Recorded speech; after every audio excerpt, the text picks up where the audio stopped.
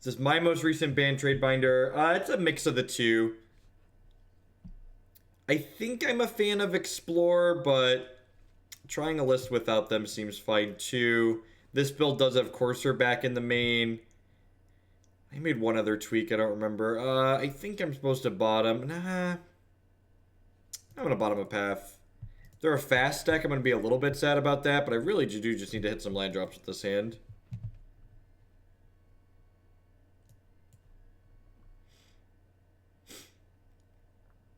Well, I appreciate it, Rowan. Thanks for taking the time to do that. Glad you enjoyed the YouTube stuff. Welcome to a live one.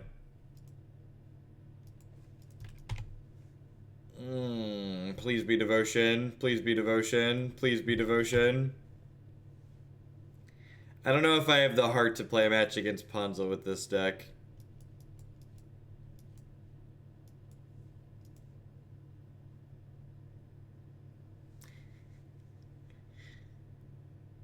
Would you consider running Bantu in Fairies? So, the idea, and we're going to play Fairies again today, the idea in my existing Fairies deck is that instead of Sweepers, I've got Ensnaring Bridges in the sideboard. So, if the Ensnaring Bridge plan seems bad, I would try a mix of Sweepers like Bantus and Damnation. But I think Ensnaring Bridge is actually what I want to be doing with my life.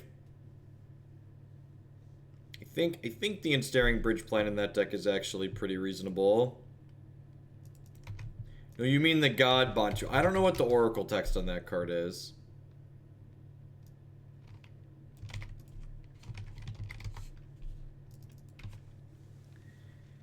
Attack or die unless a creature died under your control this turn. I think that's too cute. I think that's just like not individually powerful enough to be worth playing. More than a little set. By and large, Modern is not a format where you can play individually weak cards like that. And, like, obviously that card's going to be good with Bitter Blossom, but, like, there are a lot of cards that fall under that classification. Like, and Bitter Blossom just, like, pretty good on its own. So, generally speaking, playing mediocre cards to make your good cards better is bad deck building. Yeah, Bloodbraid Elf tier. No. Malvoli Acid Moss. Yep.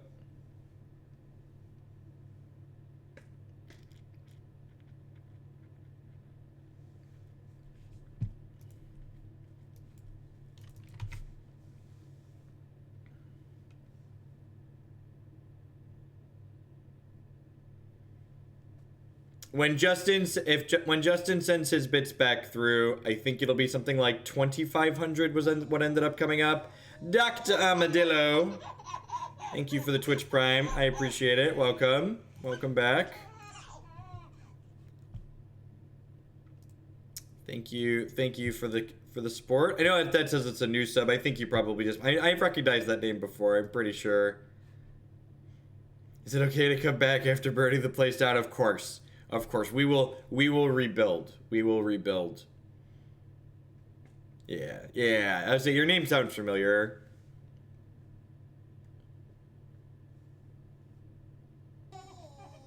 Unknown Stober with the 4 months. Thanks for the third of a year. Welcome back. Thanks for keeping me employed. Quick move concede match game 1 to the free space.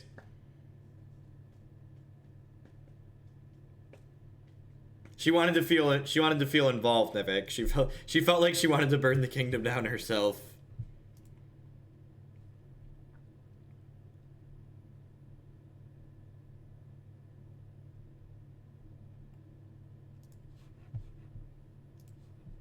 Sounds okay. He's another green source for this Courser, but there's a lot of potential. Drawing a non-green land there kind of sucks.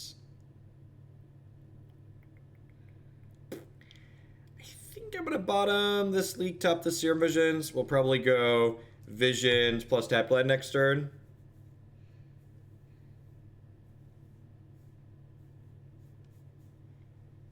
It felt pretty good, Chubbs. We actually we played Hallowed one on Friday, I think it was, and we had a copy of Grafted War Gear in the deck, and it seemed pretty impressive. I think you sideboarded out a lot because people tend to board an artifact hit against Hallowed one, but it felt like a pretty good game 1 card. Felt like a moderately reasonable game 1 card.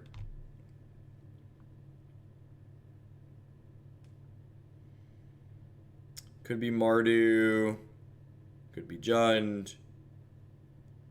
The marsh flats and the basic swamp kind of imply Mardu more than anything.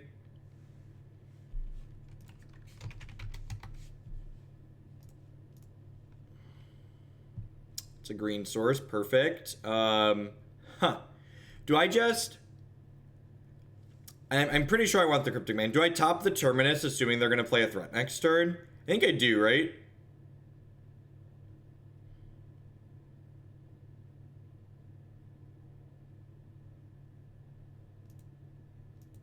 I think she's fine if you don't have access to Jace the Mind Sculptor, but I think she's worse than Jace. I think the fact that Jace can impact the board the turn you play it is a big deal.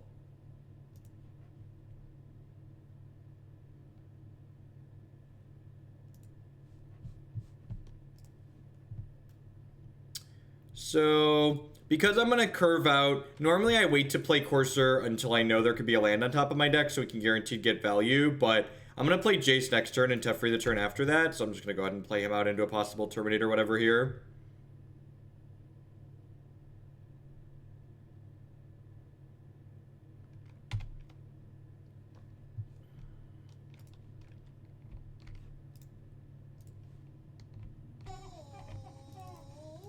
Hey, Jackson, just watched Hollandia Bird on YouTube. That was awesome. Thanks for the 4x3 subscription, but I appreciate it. Welcome back. I think I'm gonna Fate Seal myself here and bottom this Plains. Oh, look at that. Look at that, an answer to Bloodmoon. God bless us, everyone.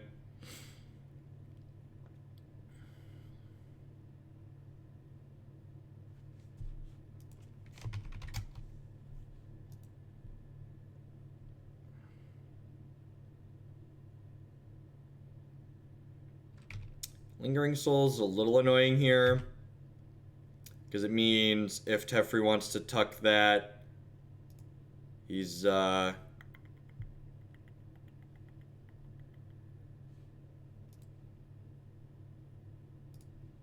put these back, play this off the top. That's just some good deck building right there, chat. It's just some good clean deck building.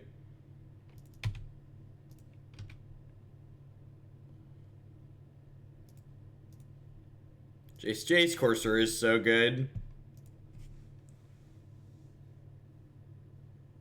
How can I watch the stream, Abby? Well, it's gonna be 24 hours. It's gonna be 24 hours. Alpine Moon is a well-designed magic card. Unlike Blood Moon, which is a shit-tier designed magic card, Alpine Moon is a well-designed Magic the Gathering card.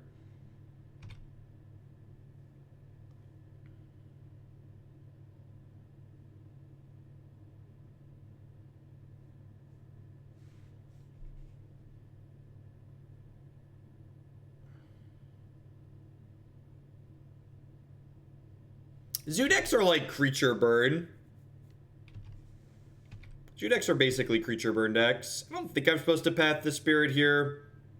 It exposes my Teferi to a bolt, but I think that's fine.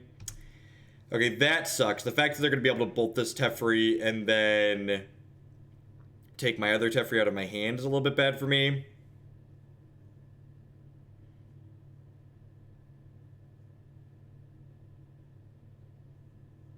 I think if you wanted to hedge, combo-based decks with this deck, you should play some Vendilion Clicks. It's a card that's it's a clock plus, yeah, so I just got super punished for not tucking the Blood Moon right away here. I guess I got kind of punished for not pathing a Spirit too. I wasn't thinking about Thoughtseize plus Lightning Bolt. That's probably going to cost us the game here.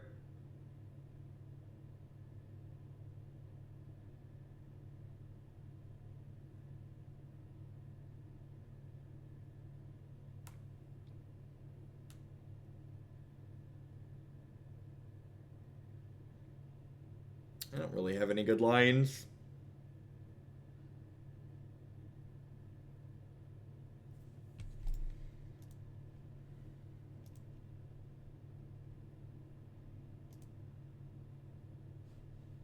I guess I could have pathed my own thing. I don't know.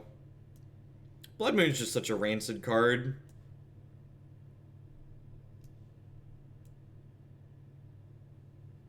No, I think Containment Priest would be a fine power level for Modern.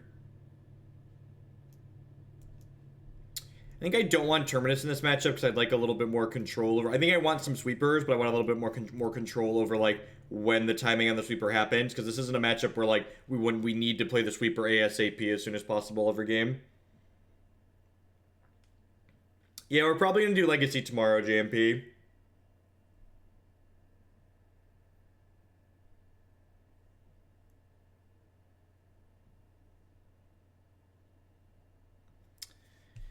Maybe Mana Leak's not very good.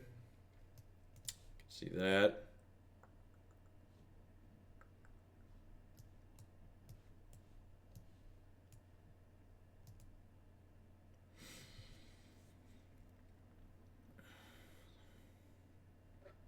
So people often ask me, like, would I play decks like this at a tournament, etc., etc. And a big reason why I lean towards playing a deck like Jeskai Ascendancy or Storm or Grishelbrand rather than a deck like Bant Friends or Blue-Black Fairies or Green-Black Rock. Like, all of these fair mid-range decks have pretty miserable games against Blood Moon. Like, even this deck that has 7 basics and a bunch of fetch lands and Sakura-Tribe Elder and Nissa to find more of those basics, like, they just aren't fun games of Magic, in my opinion.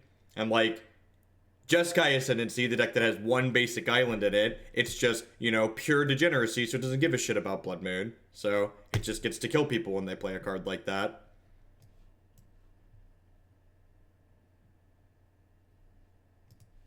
Blue-Black Fairies is just a fan favorite archetype. It's like one of those archetypes that just, like, people fairies, dragons, and angels, like those are like the fantasy tribes that people, like, really want to play Magic with, but just, like, generally aren't competitive. And, like, fairies feels like it's the archetype that should have all the tools to be competitive, but I don't know, I think a big part of it is people just, like, haven't really worked on it.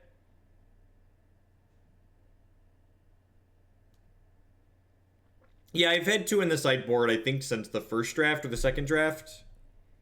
There's been 2 in the board for a while.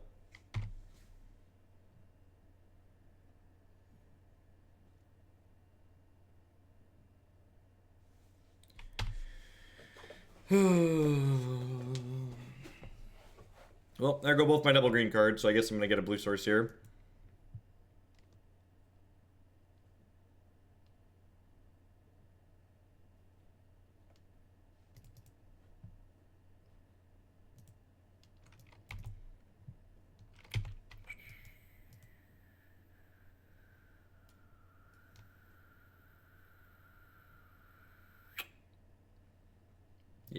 Yeah, people like to talk about, like, Blood Moon keeping, like, degenerate decks and greedy decks. It's funny, I had a bunch of tweets about this morning and last night with the new Alpine Moon card being spoiled. Like, Alpine Moon's like a well-designed version of Blood Moon, basically. Like, it's a version of Blood Moon that targets explicitly lands that are obnoxious without, like, taking fair decks like what I like to play and, like, making them not get to play Magic.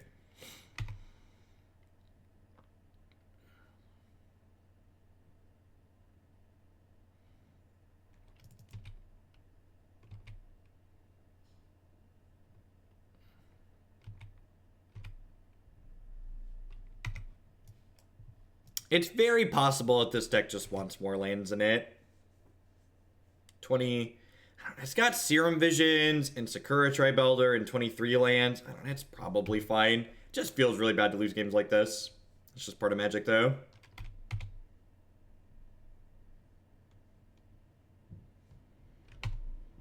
My spoiler article will go up tomorrow on Gathering Magic.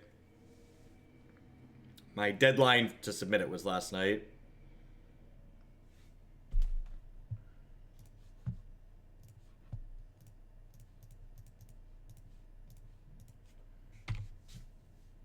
They knew about that, so that's why they didn't flash it back.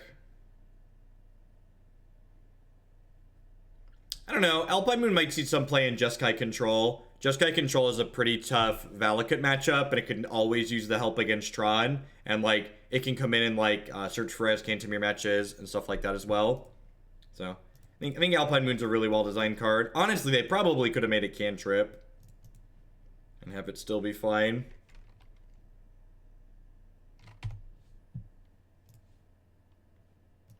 gonna bluff a counterspell here because I'm not double pathing this turn.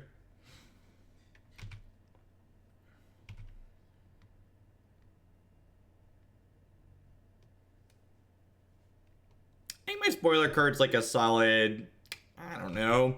In standard, it's probably like a 7 to a 9. It's probably not playable in modern. It might be playable in modern. I actually think it might see some legacy play. We talked about that a little bit yesterday. All right, I only have like 2 more sweepers in my deck here.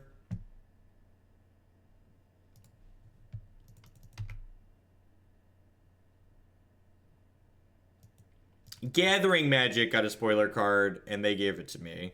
So, Wizards of the Coast hasn't said me personally anything. I can only assume they're not my biggest fans. But that's okay. They don't have to be my biggest fan. That's what I have all y'all for, right? I'm gonna gain 4 and draw a card here.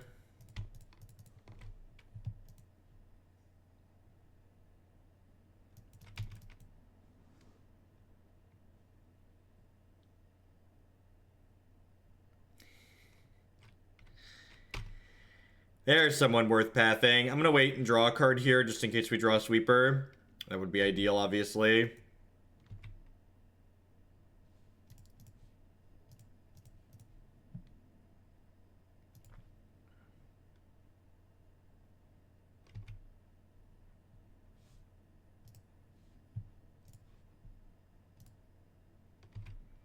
Yeah, I'm supposed to leave up double white here. Yeah, I'm probably supposed to leave up double white, right? So I could path the spirit that's going to attack her. Yeah, I messed up my lands. It's unfortunate. I guess I can block here with Steve and then path the spirit, which seems okay.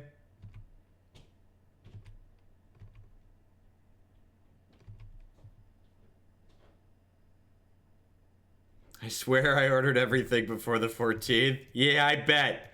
That's what they all say. Likely story.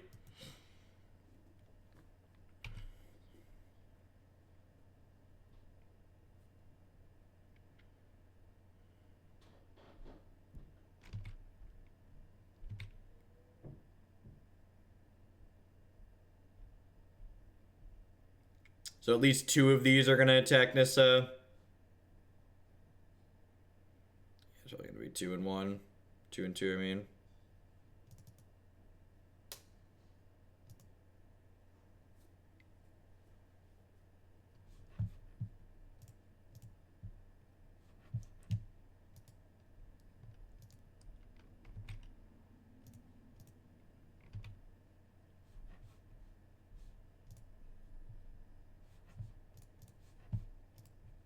Alright, this is important. So normally I like pull people up on social media because they're dumb, but this is honestly, this is something I think a lot of people don't consider. So like, we're talking about Blood Moon and Blood Moon being obnoxious. People always talk about, they say like Ensnaring Bridge should be banned too. I think that's not true. And the reason why I think it's kind of silly to imply Ensnaring Bridge should be banned if Blood Moon is banned is because unlike Blood Moon, Ensnaring Bridge doesn't protect itself.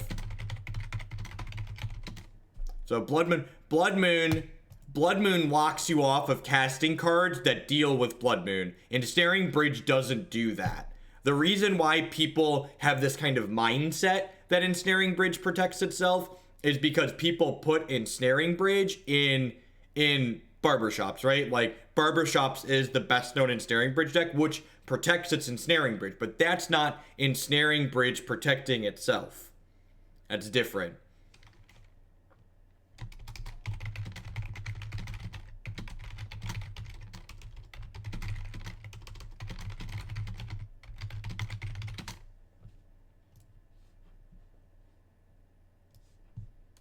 I think that's a really important difference. I think it's an easy distinction to not make when you're thinking about it. You're just like, oh, these are prison cards, and prison cards by and large generate miserable games. But like, I think the context of like what the prison cards are doing is important.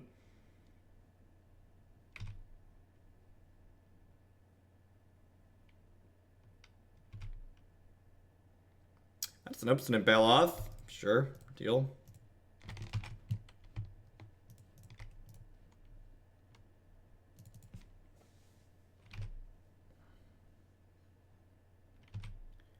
No, I don't think I'm pathing a spirit. Am I supposed to burn a path on a spirit here? Pathing a spirit would have cost me 2 health last turn, because it would have triggered Campbell. I think I'm still just on the like draw sweeper plan here.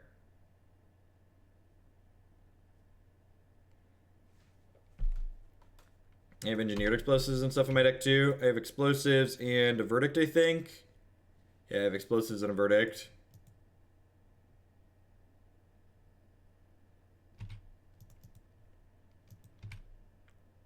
The less worldly among you probably know Barbershops as lantern control, but it's Barbershops because it takes a little off the top.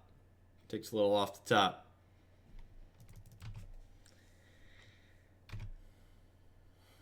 Alright, I think we're pretty dead here. We'll take one more draw step, but feeling pretty... I think I'm going to hold this because we have Tracker in our deck.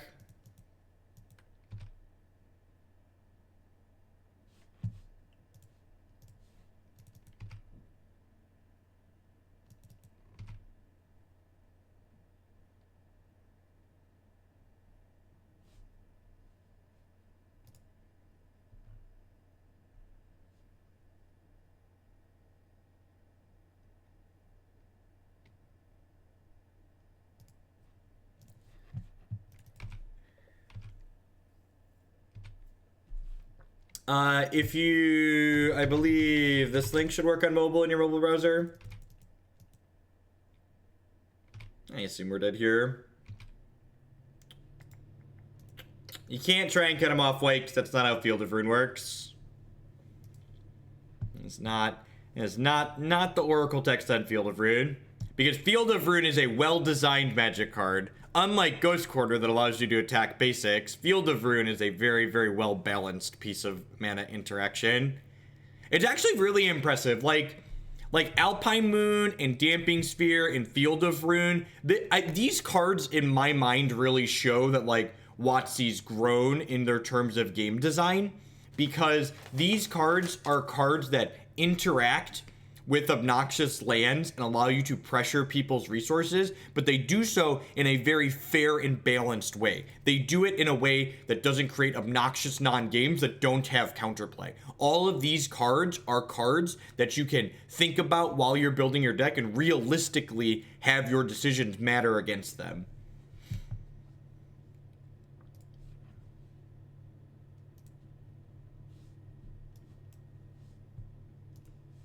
I think they're all fantastic examples of good game design. And I mean, like, to be fair, like, you know, cards like Blood Moon, like, that are like offensive and obnoxiously designed magic cards, like that's a card from the dark, right? Like, obviously some idiot designer like picked it to put back in 8th and 9th edition, but like the original design of Blood Moon comes from an era where, like, modern game design basically didn't exist, right? Like, Magic basically invented a genre, and, like, a lot of the things... Look at those salty bits, Justin. Do you have a crown now? Have you made it to your crown? The community vote actually put Blood Moon into 9th edition. Well, fuck any of the small amounts of nice things I've ever said about the Magic community, I take all of them back. They are all idiots. They wanted Blood Moon. This is why you don't let the community make decisions.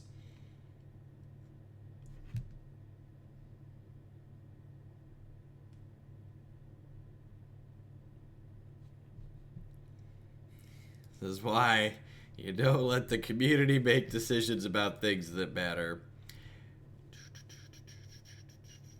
I think trying to assume anything about the modern ban list is like taking your hand and slamming it in a car door. It just leads to sadness and pain.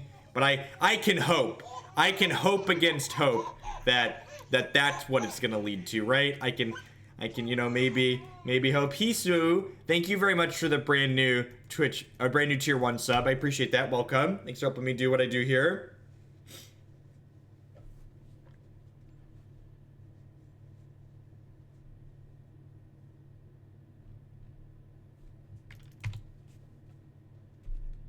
I have to discard a card of my choosing. Raven's Crime, huh?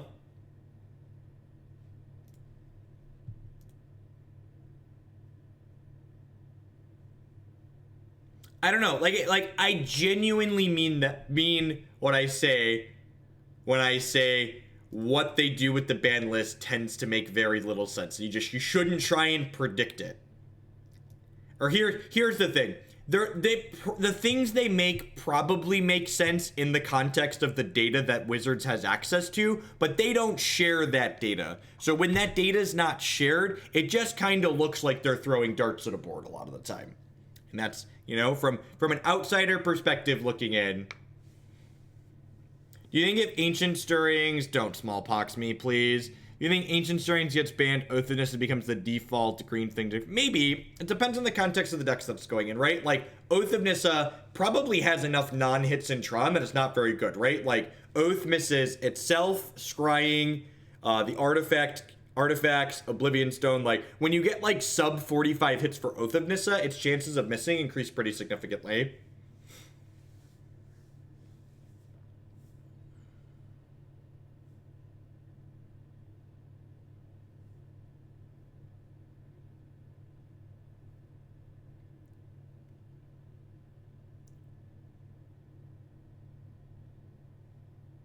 Tell you chicken names? Like Chirpy and Beak Dude?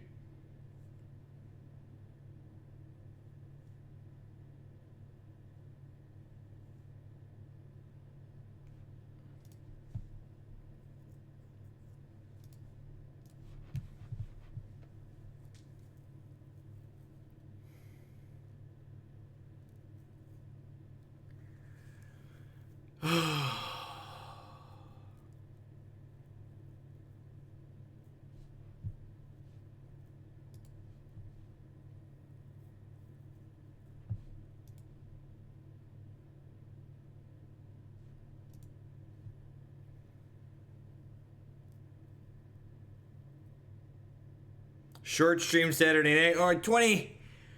I'm not scheduling any streams past the 24-hour stream. We're gonna see when I wake up after streaming for 20 hours and how I feel when I wake up.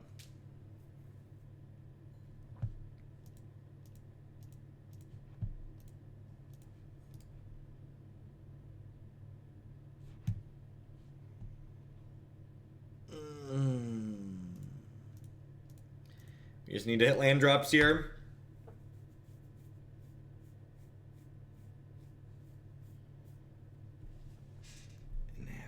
Oh, did I miss one? Did I miss one?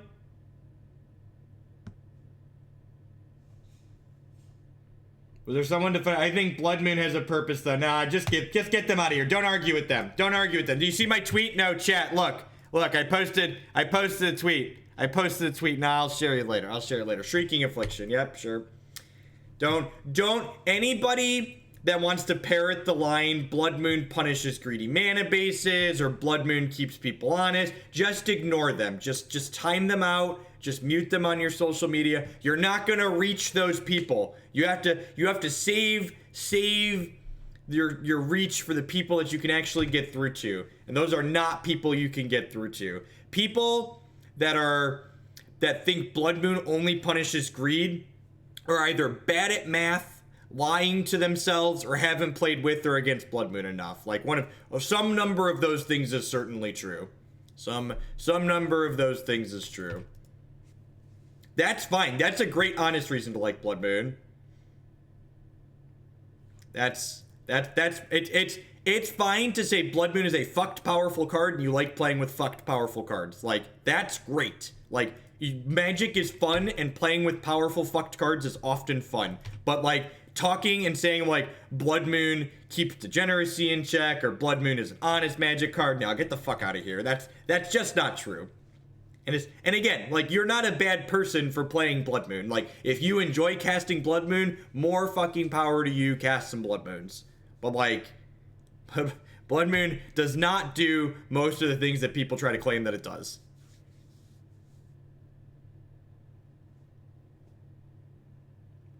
Matt does not know about fairies. I don't think he cares. He knows I'm a meme at this point. Oh my god, I just F6 my turn. For fuck's sake. And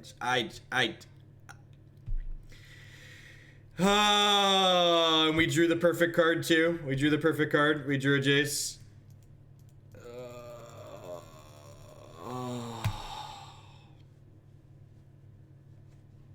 Alright, I have 2 Baloths, and 2 Tireless Trackers, and an EE, and a Celestial Purge. This has been a good league. This league has been, like, solid. Like, when people ask me if I would or wouldn't play this deck at a thing, this league has been, like, I'm just gonna, like, link them this league. I think this deck is sweet, and I think it plays lots of sweet games of Magic, but I think decks like this have lots of games in Modern that are similar to what we're experiencing in this league, but they're just miserable games. That's why, if I was going to focus on being competitive, I would play something like Jeskai Ascendancy or Storm. Or KCI. Or Tron.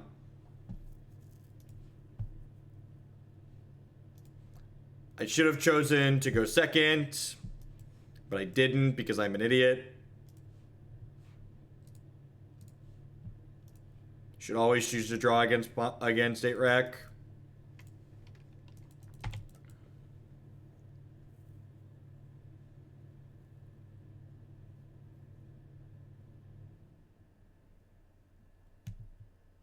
No, Justin, so a lot of the things you say I just choose to ignore. I see your comments, they just don't always warrant responding to. No, the Jaces and the Teferis are what make this deck good. Magic's expensive. Jeskai Ascendancy is my favorite combo deck to play online and offline.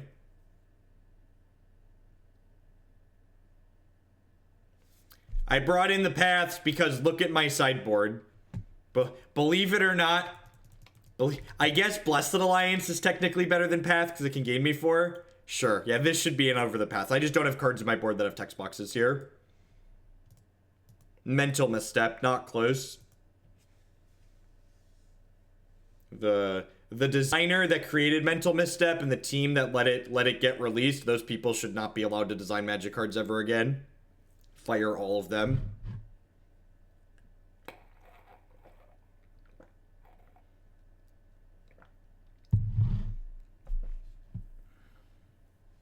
So, the order on this card matters in that if you discard the Baloth, you're gonna have to sacrifice it. So, we're not gonna discard the Baloth.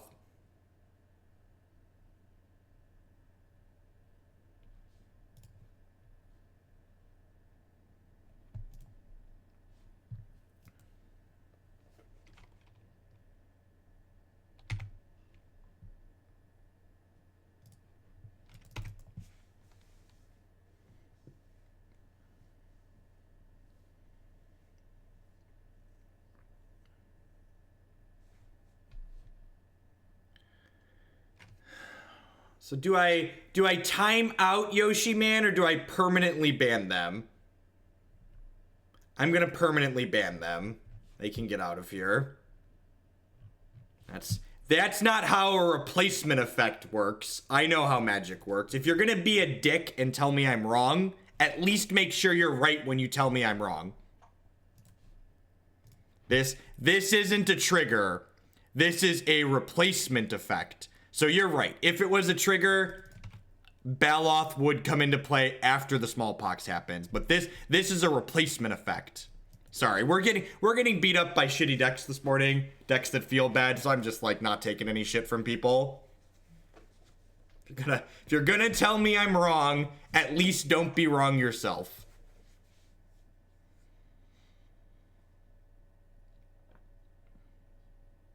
Sure, probably needs to be educated, but like that's the problem with people today. It's a huge problem. It's not even just a Magic problem, it's a people problem where like you're not asking a question. You're not saying, "Well, would it work that way because it could be a trigger?" They're telling me, "No, you're wrong," when they actually don't understand what they're talking about. And those types of people are very frustrating to interact with, and I don't want them in my channel, if I'm being honest.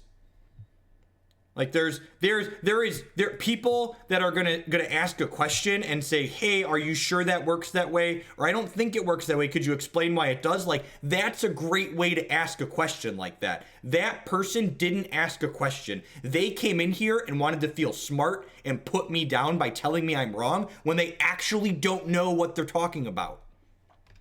It's okay to be wrong. It's okay to ask questions. It's okay to validate or verify what someone else is saying. It's not okay to just be aggressively dumb. And there are a lot of people today that are aggressively dumb. What's a replacement effect? So a replacement effect means that, so this card says, if a spell or an ability an opponent controls causes you to discard Obstinate Baloth, put it into the battlefield instead of putting it into the graveyard. So a replacement effect means it takes one type of effect and replaces it with another. So in this case, the effect that's being replaced is we're replacing putting Baloth into the graveyard with putting it onto the battlefield. Juju Gazby, we can rent a car, 25-month resubscription. Thank you very much and welcome back. I appreciate the continued support. Thank you for that. So basically, Obstinate Baloth says, hey, if I would go into my graveyard, put me right into the battlefield instead.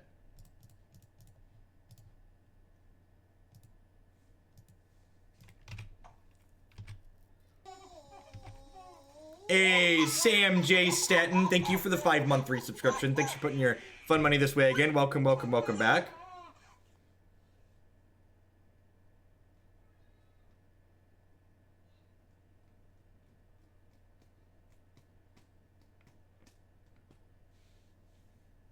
Yeah, there's a non-zero chance they weren't trying to be a dick, but they could also take the time to explain themselves, right? Like, it's not that hard. And I get that Twitch culture encourages people to press enter after every 3 words they type, but that's a really annoying culture to have, right? Yeah, Needle's on EE, that's why we haven't cracked this yet.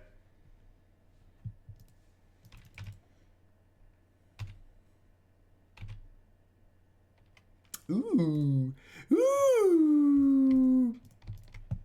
I am really sad that I auto-passed through our turn in game 1.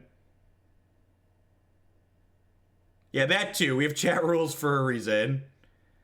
Alright, so I'm going to put Teferi Serum Visions. It kind of sucks that we didn't draw a land there, but it is what it is.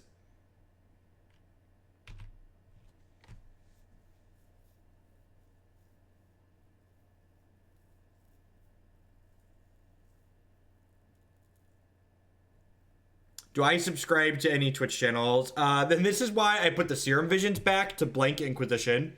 I didn't talk about that, but that's why we did it. Actually, I probably should have kept the Teferi in my hand, because I could blank, each opponent's upkeep, it deals X damage to that player. Okay, so this can't redirect to Jace, so that's good for us. Yeah, EE is engineered explosives. So, do I subscribe to any Twitch channels? Who do I usually give my Prime to? I change who I give my Prime to every month, a lot of the time.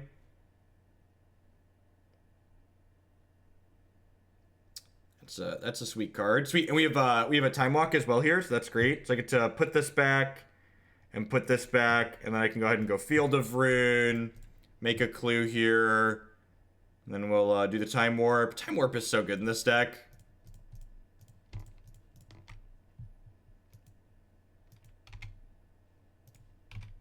The big problem is with that, and this is a culture thing, I think. It's not a Magic thing, it's just like a 21st century thing, is that a big problem with the culture that we have in today's society is that people aren't having discussions with the goal of gaining knowledge. People interact with other people with the goal of being correct and correcting other people. I'm like, that's not helpful. That doesn't encourage people to, like, talk about why they're doing things, by and large.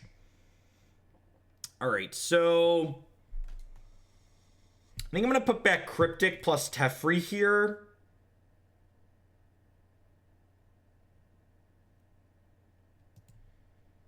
And then I'm going to go ahead and Field of Ruin this Mutavault. And I'm going to go ahead and play this Courser.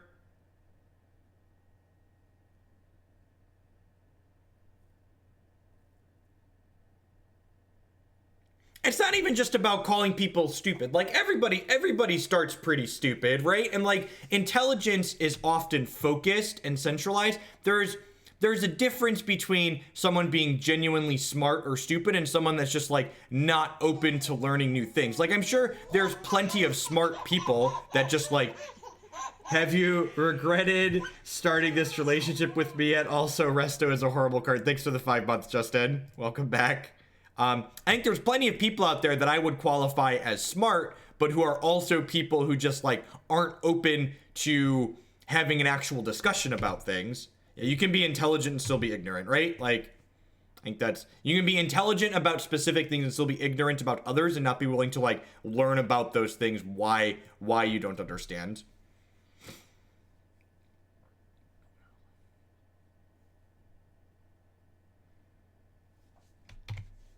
All right, so this is going to edict my Tireless Tracker probably. I think I'd rather keep the Tracker than, or rather keep the Courser than the Tracker. Is that true? I'm going to kill them pretty quickly with the Tracker. I don't know if that's true or not. What do you think? What do you think? I really don't have the mana to sit here and use the clues. Yeah, I'm gonna bin the Tracker. Courser also defends my Planeswalkers better.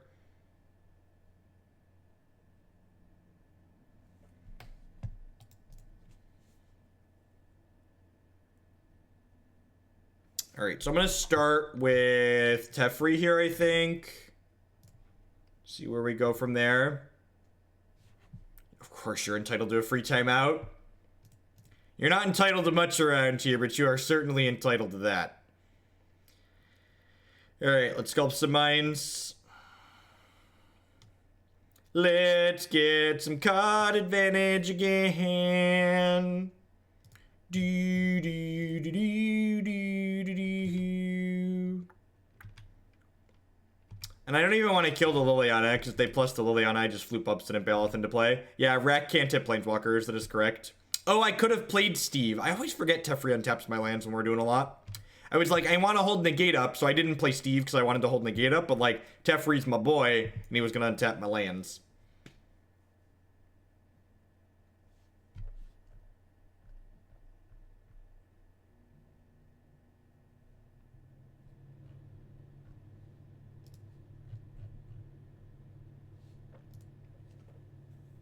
That's true. We are bluffing Cryptic Command, but I think it's better to just get the Tribe Elder into play.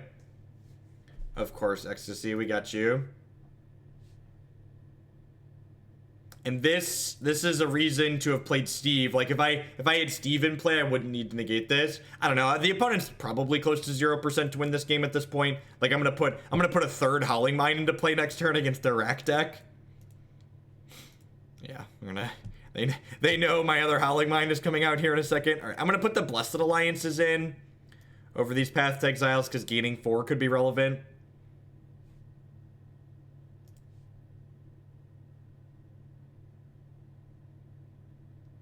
Steve is because STE are the letters in the first words of Sakura-Tribe Elder, and Steve is the only name that starts with STE, the only common name that starts with STE.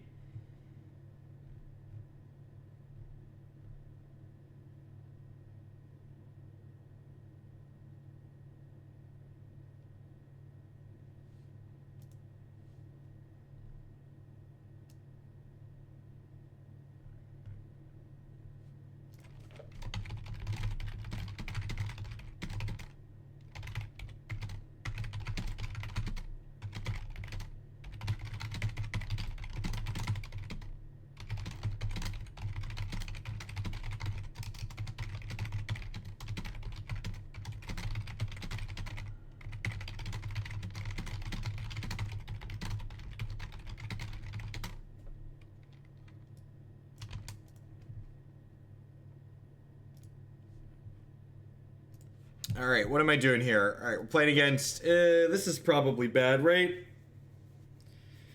Our opponent put us on the play, because I'm dumb. What's going on, Jid Kit? Did I send you a message back? I thought I sent you a message back. No, I don't... I thought... I didn't see you message me again. I don't think that deck is reasonable. That's not something I'm interested in tuning. Is this good enough? I'm gonna keep this. I feel like I'm just supposed to keep hands that are mostly functional in this matchup.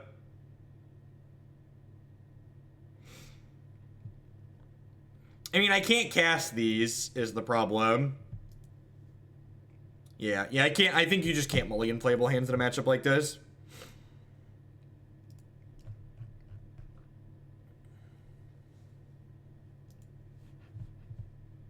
That's true. We'll probably have a chance to discard them.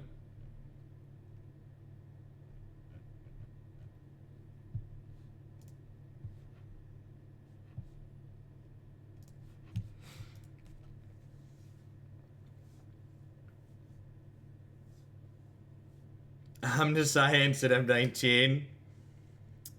That card saw some standard play, right? It was like Omnidor Thragfire.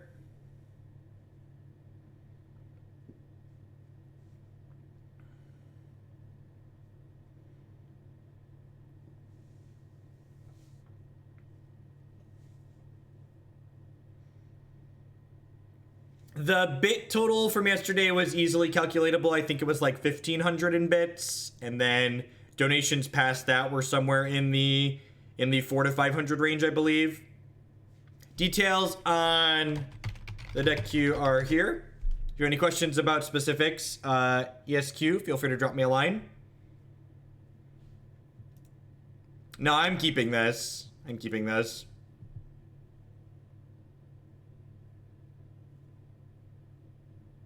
$1,500 worth. $1,500 worth. Sorry, I translated the bits into dollars.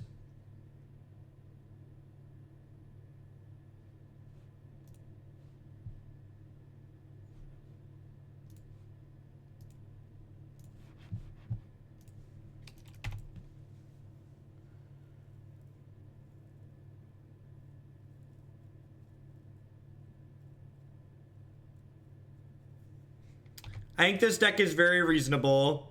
I don't think it's tier 1 by any means because it's weak to things like Blood Moon and stuff like that, but I think it's okay. Gideon of the Trials is actually like a phenomenal draw here. It's a clock that they're going to have a hard time getting off the table, and I have a mana leak to protect it in my hand this turn.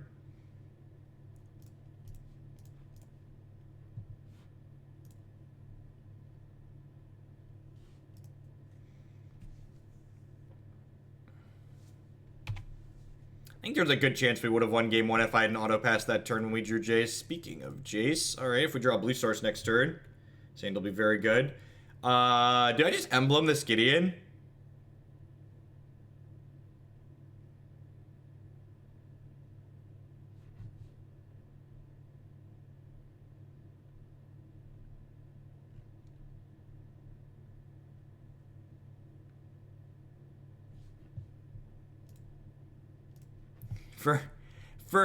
For context, Rollins, $2,000 in a day, that's a month's worth of daycare costs for people that don't have children. It feels good, but that is only a month's worth of daycare costs. Children are not cheap. Not cheap. Resolves.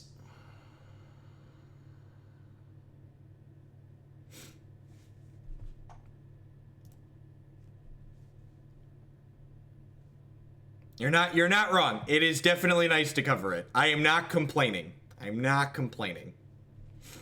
I'm pretty sure I'm just supposed to hope to draw a basic island here, or a blue source. If we hit a blue source here, we should probably be in an amazing spot.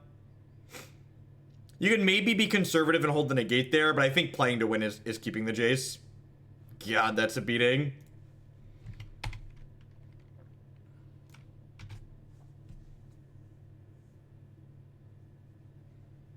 Yeah, they basically need, like, Mutavaults to interact with this Gideon or a bridge. A lot of these decks have bridge in them, so they could bridge us.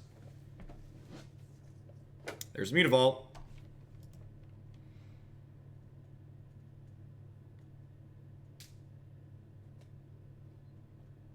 It is 2 months worth of the mortgage. That's true. That's true.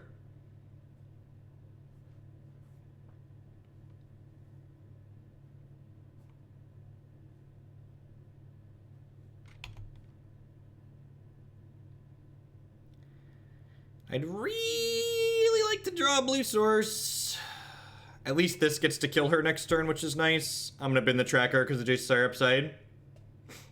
No, I haven't played the mono blue deck before.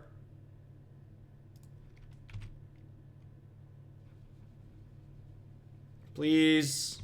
Please. We haven't drawn any lands this game. So frustrating. Sometimes that's magic. Sometimes that's magic. Don't auto pass your turn in the first game, and you won't have a third game to brick off in.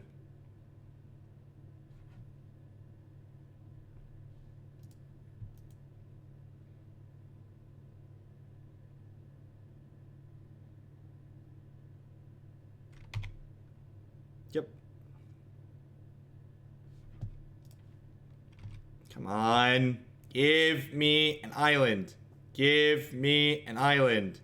Give me an island. Yeah, right, we're just gonna draw a basic forest.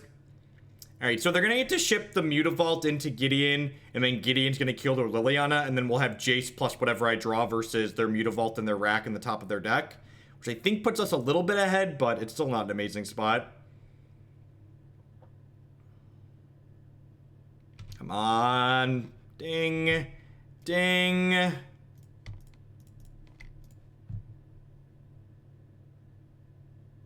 Yeah, I need to keep the Jace in my hand, Burgle. I need to keep the Jace in my hand. The Jace is how I'm winning the game, so like keeping the Jace in my hand at any cost I think is important. And that's a field of rune too. Okay, so I'm gonna put field on top of my deck here.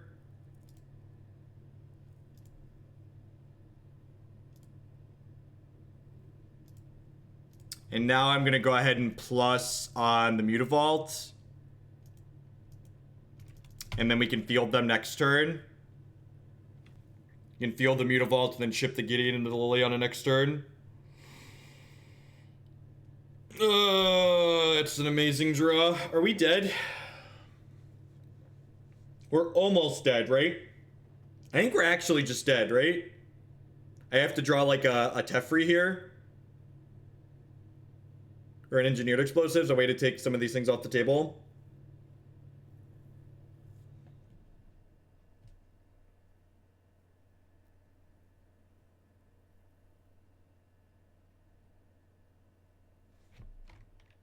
Oh, I have Gideon. They can't kill the Gideon. Right, they can't kill the Gideon. God, that card's great. I forgot about the emblem, chat.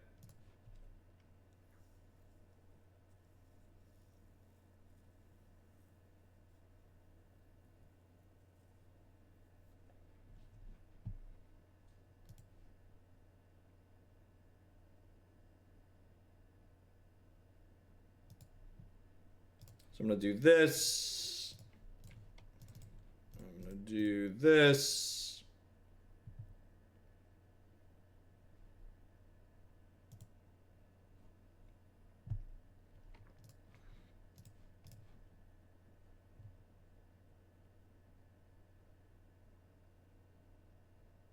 No, the Jace lets me see more cards to dig deeper into my deck, which I think is valuable.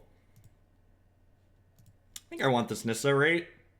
She flips pretty quickly. I don't think I want this Bant Charm.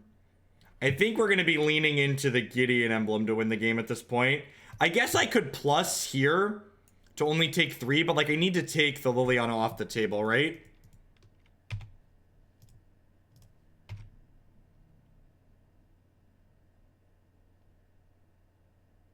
But like we're going to 0 next turn, chat. So like tucking this doesn't have a purpose.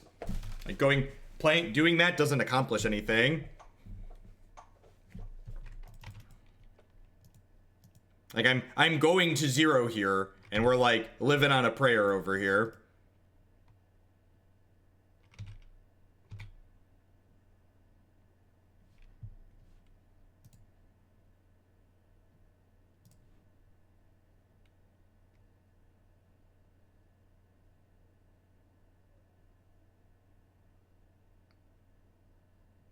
Cryptic's or Path to Exile is a good draw. Cryptic will be a good draw at some point, maybe. By that I mean we're shuffling it away. So let's do this and go get a forest. And now Gideon can ship into Liliana.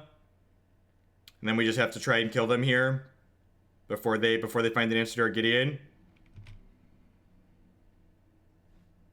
Halfway there. Ooh. Do you think Alpine Valley gives Kiki Court? Probably not. You'd have to play a lot of copies of that card. Maybe. Maybe it gives it a chance. Probably not.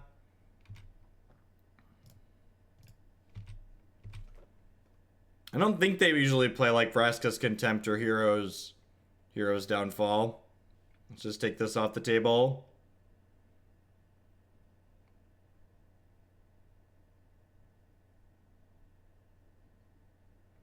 If they draw Smallpox, we lose the game.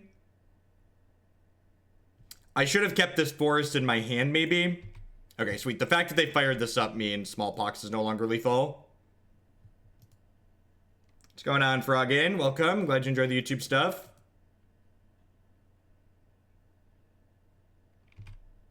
Yeah, so like, if they wouldn't have tried to block there, they could have killed me with... Because Smallpox would have discarded the Path to Exile from my hand and killed my Nissa, and then they could have fired up the Mutavault to attack the Gideon.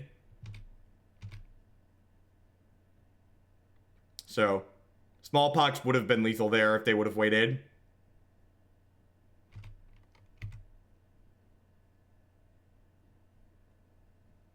Other than Carnal, there's not. There's not, actually.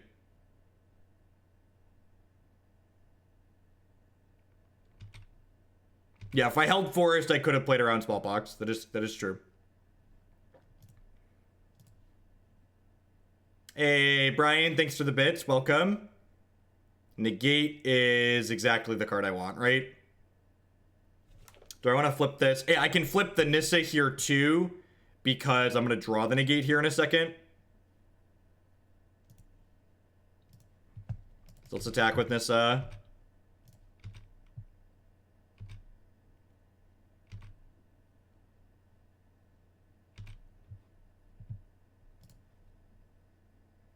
Oh, I guess I could have attacked. No, I guess I should have drawn the negate and then I could have attacked with the Gideon there. Do I play this Baloth out? I probably do, right? Because Baloth lets me close the game in 2 turns. I wonder if I'm supposed to... Yeah, I think I messed this turn up. I think maybe I was supposed to just, like, make 4/4s. It's also possible I should just, like, hold extra cards in my hand. This has been a wild game. This is the first time I've ever survived with a chat emblem like this.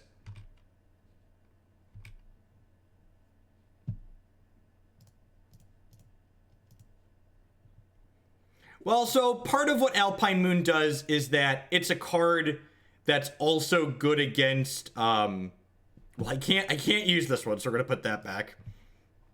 The part of the problem is that, like, you can't, I'm struggling to find the words I'm trying to say. You like, Alpine Moon is a card that's, like, not just good against Valakut, it's also good against Tron, too. So, like, you know, you got that going for you, too.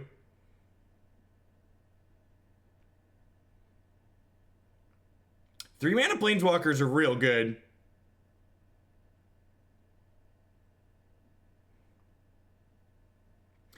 I think Alpine Valley could possibly be Alpine Moon or Valley or whatever it's called. It's Alpine Moon, right? I keep calling it Alpine Valley. Alpine Moon is possibly the best tool to set the bar low. It's probably the best tool Kiki Court has ever gotten for competing with Valakut.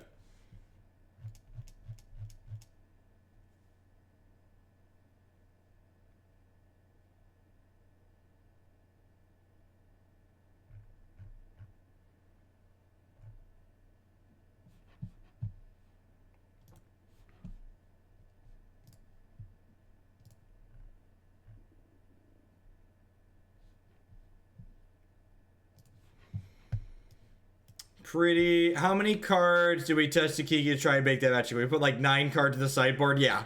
But Alpine Moon is unique, Burgle, because like it prevents the Valakuts from killing your creatures too. And like that was part of the problem with cards like Rune Tailor, right? Was like they could just motorboat down your creatures. You think WotC will create a postmodern format? 100%. 100%. I think the new non-rotating format after Modern is an if, it's not a when. It's a when, it's not an if. I think it's definitely coming, and I think that once it's created, it's going to see support in paper as well. So could be Lantern, could be Tezzerator, could be some kind of just blue-black mid-range deck, could be Fairies. Any format that automatically has support from Wizards of the Coast on any level will automatically be more successful than Frontier or anything else like that.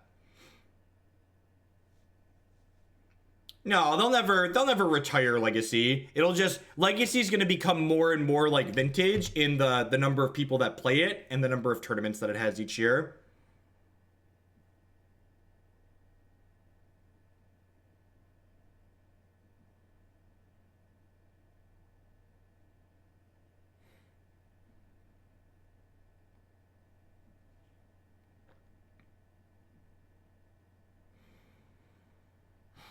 So I actually don't think this deck's Lantern matchup is that bad, but this hand is very bad against Lantern. So if they get one lock piece down next turn, I'm going to concede game 1. So I'm not going to concede the match. We often concede the match against Lantern because our decks, a lot of decks that see play don't have a chance to win against Lantern by and large, but this deck does have a decent Lantern matchup. So I'm going to go ahead and concede here because our game 1 is bad, especially when we draw this half of our deck. But I think by and large, post-board, we have a lot of good tools for this matchup.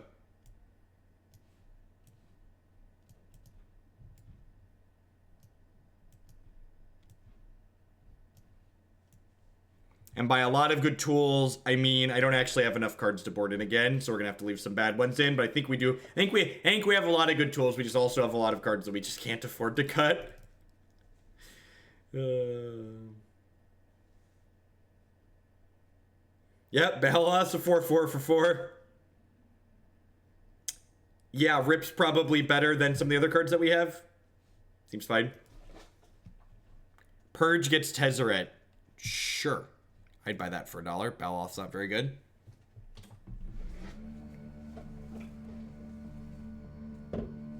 Rest in Peace has text. We're not going to call it good, but we're going to say it has text. Correct. Yep. I agree with you, Bob. I agree with that assessment. It is definitely on the less bad category of cards. And it's not like one of those cards when you put it in your sideboard, you're like, this is for Lantern control. It's one of those cards when you're looking at your deck, you're like, this is better than Path to Exile here. What's going on, Bear? Yeah. Friday should be fun.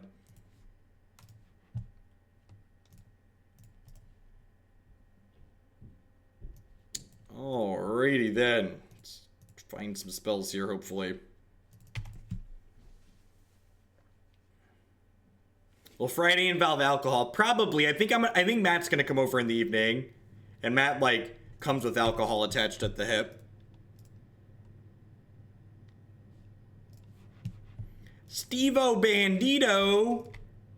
That was, so I played the wrong land here. And this is a very subtle thing. So the land I should have played was Flooded Grove. And the reason for that is I don't want to fetch my second basic forest with the Sakura-Tribe Elder, but at the same time, I want to play my Courser of Kruphix next turn before I play my land for the turn, which in order to do that, I'm locked into getting my second basic forest here. So I should have played Flooded Grove, because since Flooded Grove filters, I could have fetched basic island with this, and then been able to play Courser without fetching my other forest. Because once both my forests are out of my deck, my Nissa Vastwood Seers no longer have basic lands left to go get. And again, this is a very marginal thing. It may or may not end up coming up, but it was correct to play this land on 2 rather than the Sunpetal Grove. I could also just play Jace the Mind Sculptor. I'm gonna play Jace the Mind Sculptor. All right, things that didn't matter for 100. Things that didn't matter for 100.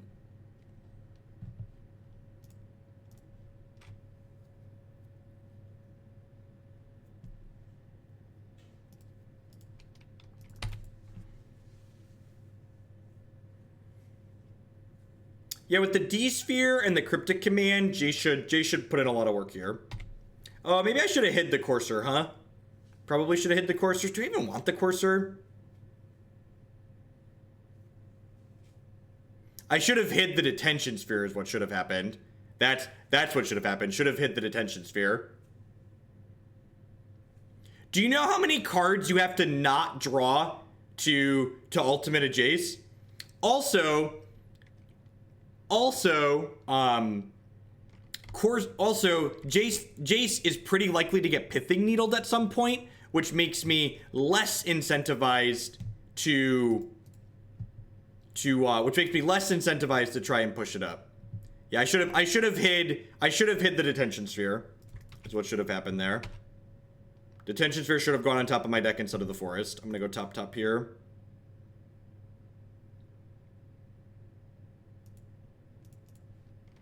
And honestly, that not putting the Detention Sphere on top, that could cost me this game. Like, it means my Jace is shut off. And this is why Lantern Control gets a lot of points. It's really easy, especially when I'm streaming and like there's a lot of things going on here. It's very easy to make these mistakes when I'm not paying close attention to the game because I'm trying to respond to messages in chat and stuff like that. Again, very, very, very easy to just be like not paying attention to let something like that happen.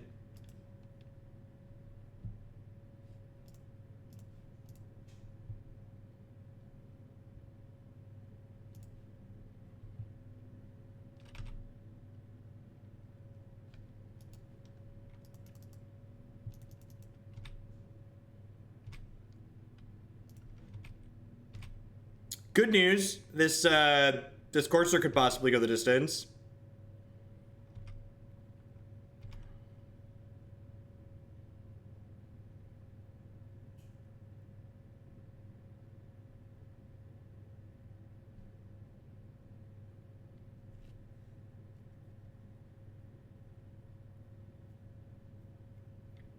This is fine. This Cryptic Command is an instant speed draw. Keep that in mind. So we're not blinking on casting a spell here. They want to Pixis me. I'm gonna bounce their Pithing Needle. Actually, you know what? Am I just supposed to Field of Rune here? I think I'm just supposed to Field of Rune, right? I think I'm just supposed to shuffle rather than burn my Cryptic. Well, they'll just shuffle my deck with Lantern, Bob. They'll shuffle my deck with Lantern. Because they don't need Lantern because I have Courser. I think I'm just supposed to shuffle.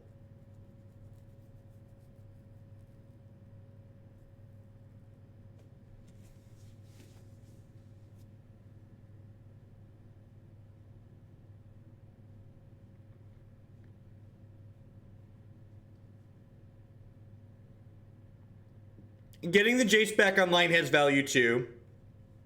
That's true. Yeah, getting the Jace back online has value. Does it have value? It's one activation. It's one. I don't have an answer to the needle on the way back down. Hey, Bear, thanks for the bits. I appreciate it. Yeah, if I field, I can still Cryptic.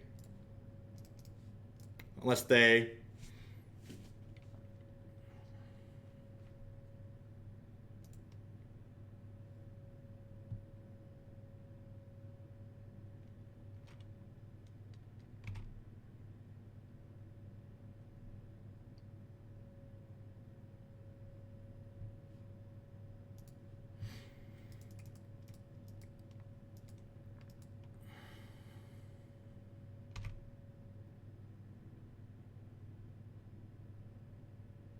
Yeah, so again, like, this whole game, the position I'm in is coming down to the turn I...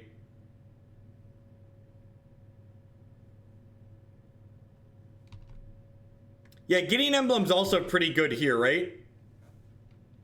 Depending on... They probably have Abrupt Decay in their 75. They probably have an Abrupt Decay.